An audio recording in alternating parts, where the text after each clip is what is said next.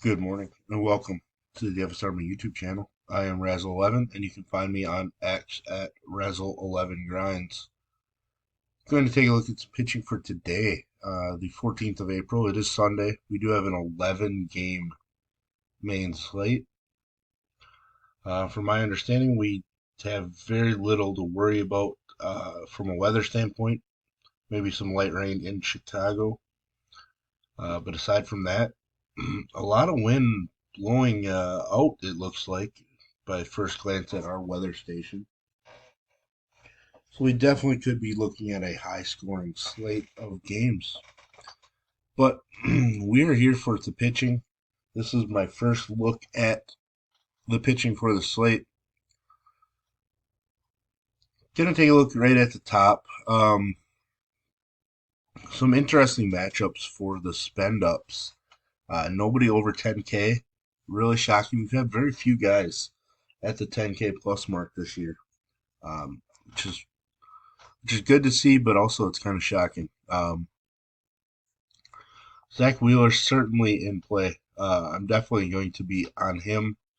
Uh, K prop was 7.5. A minus 185 favorite.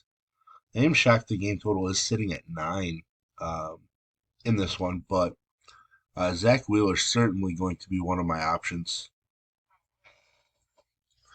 K's are there, upsides there.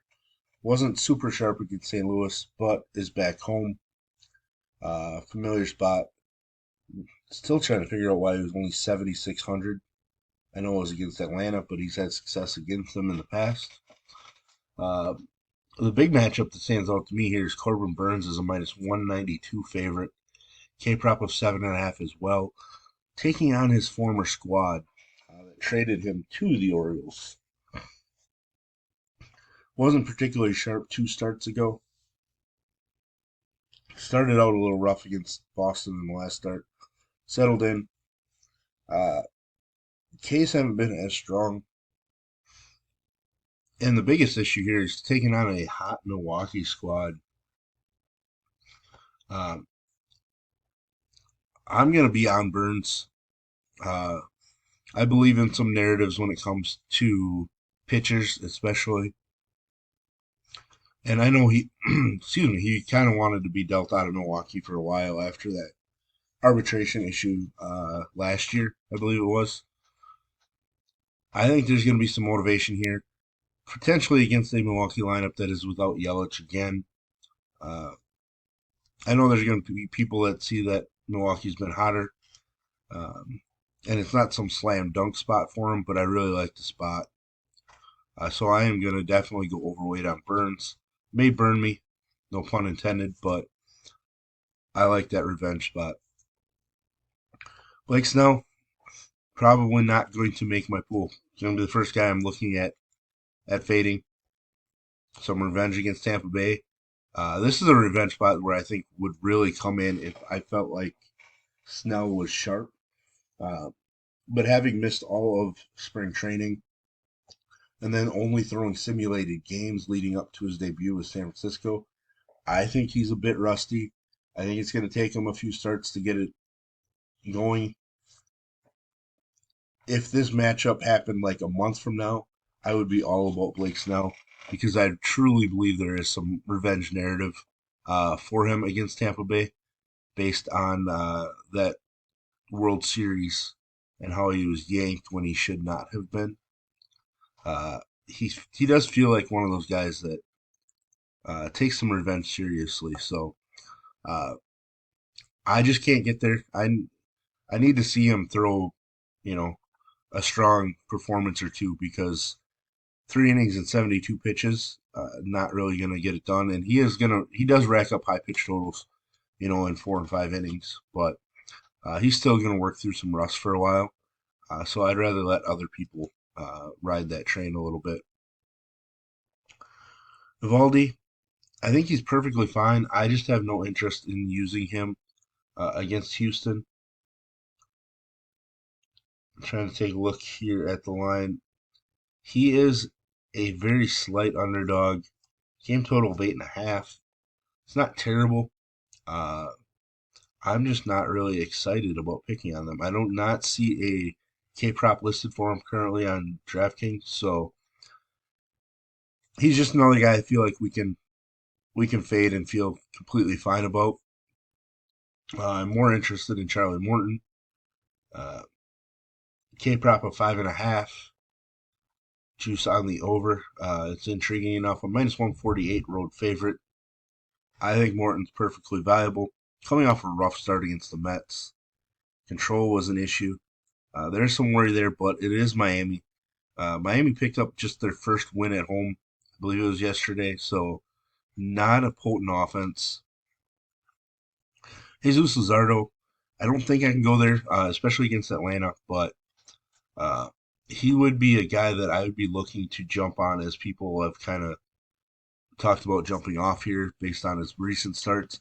He has massive upside, a lot of K ability, but he's going to go through these stretches. I believe last year he was pretty lights out at home, but I just don't think we need to go there, at least at this point.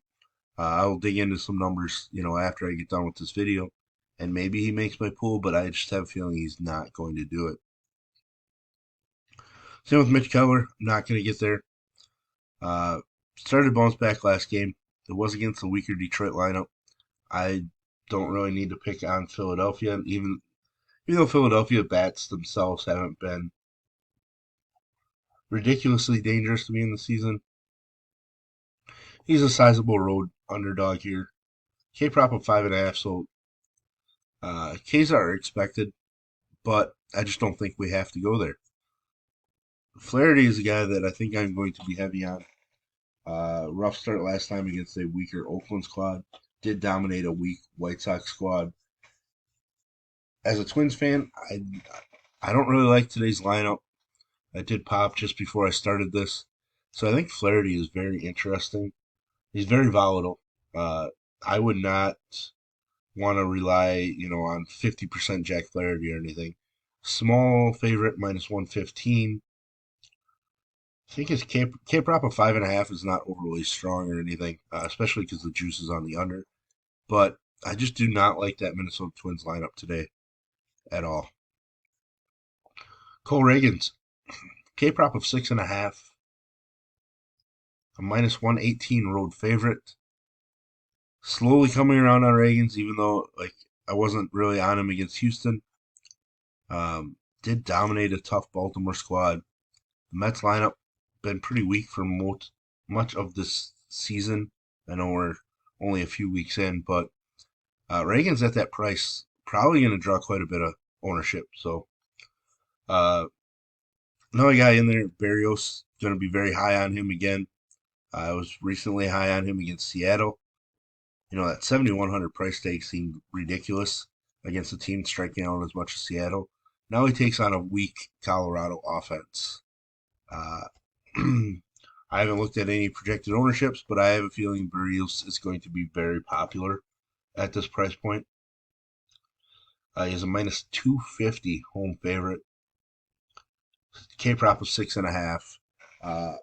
It's going to be really hard to get away from him in a lot of my single entry builds, unless I go super heavy on him in my MME. Then I might get a little creative with some of my single entries. Excuse me. No real interest in Javier against Texas. Yes, look decent, but not super strong. Walks are there. Ks aren't really there. Next guy I'm very interested in is actually these two guys right here. Graham Ashcraft against what I think might be the weakest lineup in all of baseball. Yes, weaker than the Oakland A's. This White Sox team just does not look great. The only thing that might push me off of Ashcraft is the fact that I believe the wind is blowing out in Chicago at 16 miles an hour, out to right field. It's going to be a warm day. It's one of the better hitting environments on the entire slate. Uh, with that said, I still used pitching against the White Sox the other day when the wind was blowing out to center field at 20 or 22 miles an hour. So Ashcraft's definitely going to make my pool. I'm just not sure how strong within my pool he's going to be. Brian Bayo is the other guy here. Hasn't shown any big upside, but I think there's plenty of upside in the matchup. At least there's some K upside in this matchup. For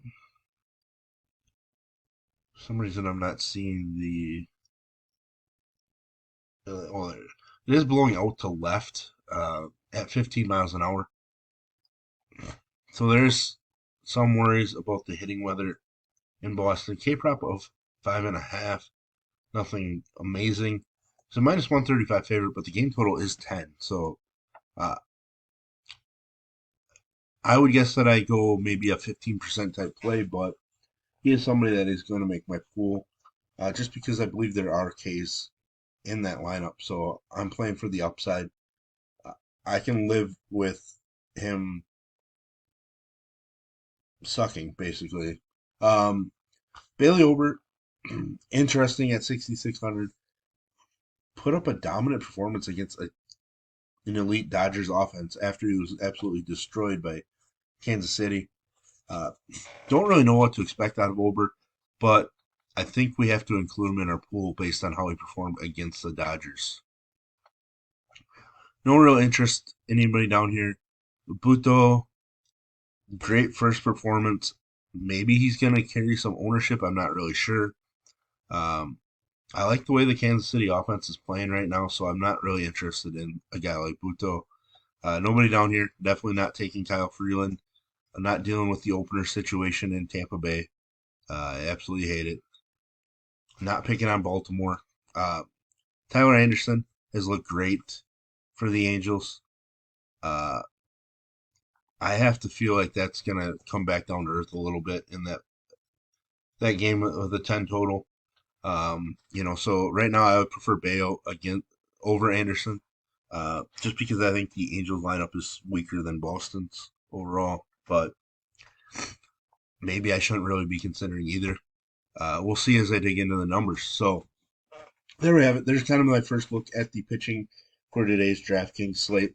Reminder, FanDuel, my pitcher pool is about half the size of DK. You just really don't need to go too low on the salary price point, especially on FanDuel, uh, because their pricing is kind of weak overall. It allows you to get the stacks you want with somebody in the top tier of pricing. Uh, and there on FanDuel, we obviously want length and strikeouts.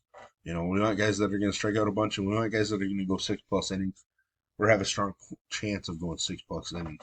And a lot of times we don't have that down here in some of the guys we're looking at. So, again, if you enjoy what I bring to you, please hit the like button, hit the subscribe button, turn the notification bell on.